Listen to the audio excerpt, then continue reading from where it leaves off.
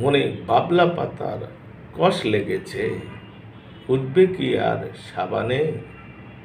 গুরু আমার মনের ময়লা যাবে কেমনে? পর্ব 2। যে শিষ্য গুরুর নিকট বিনয়ী হয়ে বলছে যে মনে বাবলা পাতার কষ লেগেছে, উঠবে কি আর সাবানে?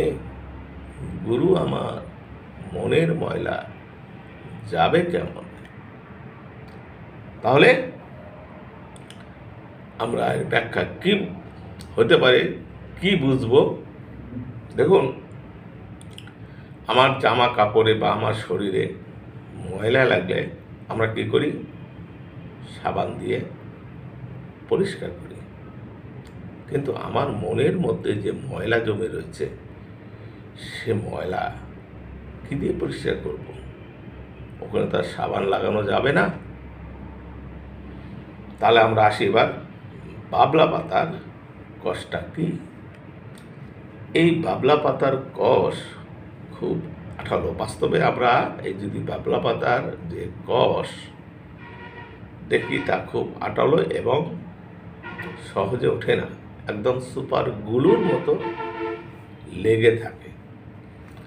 তেমনি মনে কালিমা স্বরূপ পাপ হলো সেই বাবলা পাতার কষ, যা মনের গভীরে লেগে থাকা পাপকে বোঝায়।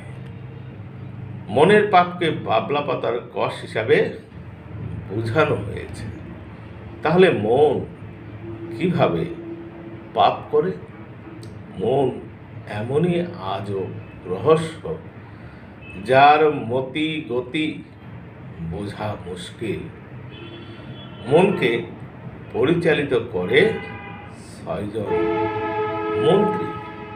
আমার এই দেহটা হলো একটি রাজ্য। আমার দেহের মধ্যে আছে রাজা। সেই রাজার ওপরে আছে মহারাজা।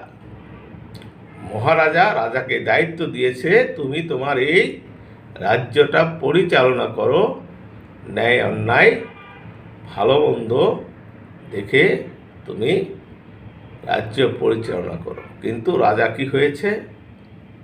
ভালোই ছিল, কিন্তু ওই যে তার যে মন্ত্রীগুলো থাকে, এই মন্ত্রীরা রাজাকে কুপরামর্শ দেয়, দিয়ে রাজার বদনাম করে ফেলছে।